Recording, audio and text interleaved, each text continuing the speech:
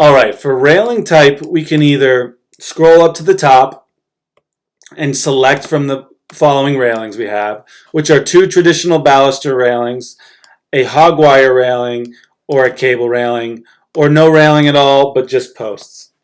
You can either scroll up there to choose which one you want, or you can scroll through down here and that will pop up here. So of the four we have, railing A and railing B will be traditional sort of baluster railings. Railing A will be your traditional wood square railings, whereas railing B will be more your rounded, maybe metal or plastic balusters. Railing C is going to be a hog wire railing, which is going to be this, and then railing D is going to be a cable railing.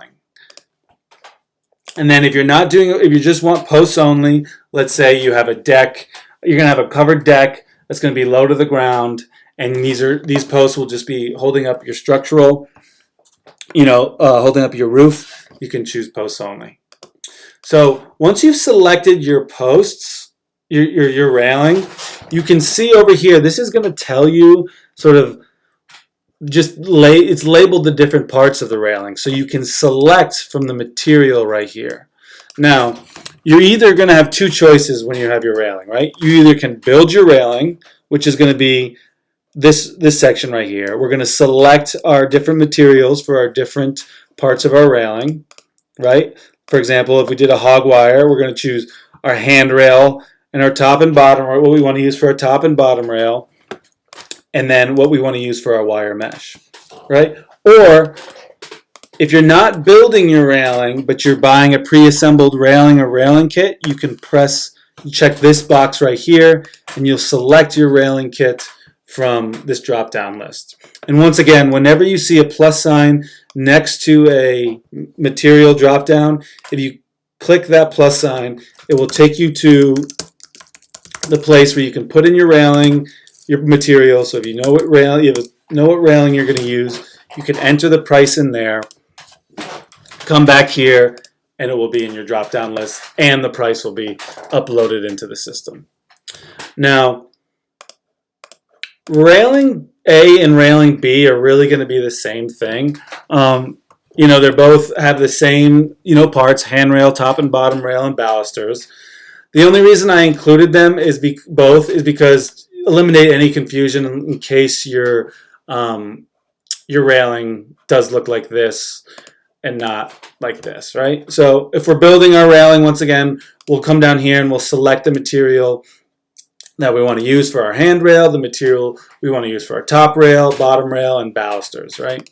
And once again, you'll see plus sign next to all these spots. So if you have special balusters you like to use, you can come here, add in your balusters, the diameter of those balusters. If you have a bundle, you can get a bundle of them for a certain price. You can put that in right there, right? And then you have your balusters. You can see over here, it's going to tell you how many balusters you need based on, it's going to be based on how many deck, sections we have, based on how many posts and the size of our deck. Right? So the only thing that might be confusing is for railing C or hog wire railing, the default is going to say, hey, you're going to need two 2x4 railings for the top rail and two 2x4 railings for the bottom rail. Now, everyone builds these differently. If you only wanted to use one 2x4 for the top, you can just come over here, check in this section right here, say, hey, the top rail is only going to be one 2x4, and the bottom rail, if you only want one 2x4, you can put that in right there, right? But default is going to come two 2x4s, because that's generally kind of how I see them made most often. Two 2x4s is your top rail on either side of the wire, two 2x4s on either side of the wire on the bottom, and your side rails are generally going to be ripped down in half, and those half of the 2x4 will be on either side of the wire railing. And railing D is going to be a cable railing. So once again, if you select your railing C or D, you're going to see down here you can select your material for your cable, how much space you want between your cable. If you want to add your cable or change the price, click the plus sign. It'll take you to the section where you can, you can input, what cable you use, the length, and how much you can get for it. So that is it. Selecting the type of railing.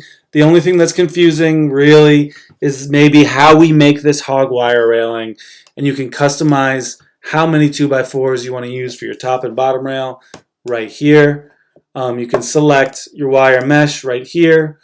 Once again, plus sign next to any material will take you to the section where you can add or change the material that is in this drop-down list.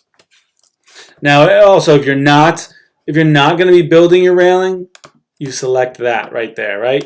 And then here we have our railing kit.